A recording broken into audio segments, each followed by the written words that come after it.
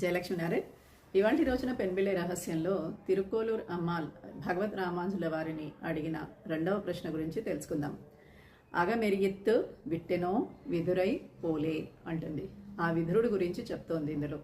ఏంటి, పాండవులు అరణ్యవాసానంతరం వారికి కనీసం 5 ఊర్లైనా ఇవ్వాలి అని చెప్పి పాండవుల రాయబారిగా శ్రీకృష్ణ పరమాత్ముడు కౌరవ సభకి రావడం. అయితే ఆ కౌరవ సభకి వచ్చినప్పుడు దూతగా వచ్చిన కృష్ణ పరమాత్ముడు రాజభోగాల్ని తృణీకరించి అక్కడ ధృతరాష్ట్రుడి ఇంటికి వెళ్ళడానికో, అంతఃపురానికి వెళ్ళడానికో, దుర్యోధనుడి యొక్క అంతఃపురానికి వెళ్ళడానికో, శకుని యొక్క అంతఃపురానికి వెళ్ళడానికో ఇష్టపడడు. ఎవరు ఆహ్వానించినా అక్కడికి వెళ్లకుండా విదురుని ఇంటికి వెళ్తాడు. విదురుడి ఇంట్లో కనీసం తినడానికి కూడా ఏమీ ఉండదు.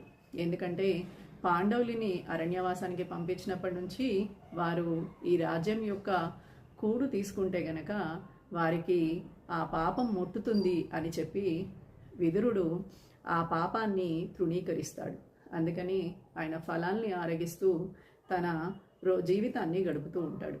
అలాంటి విదురుడు పరమాత్ముడు రాగానే ఇందులో ఆయన చూపించింది ఏంటి అంటే డివోషనే పెద్ద వెల్త్ అని చూపించాడు.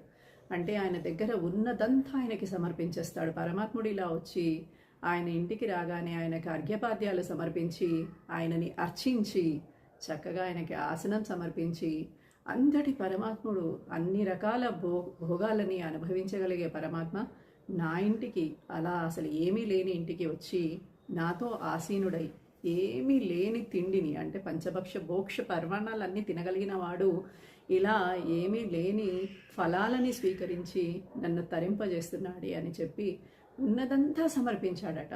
ఉన్నదంతా దేంతో సమర్పించాడు? భక్తిభావంతో సమర్పించాడు.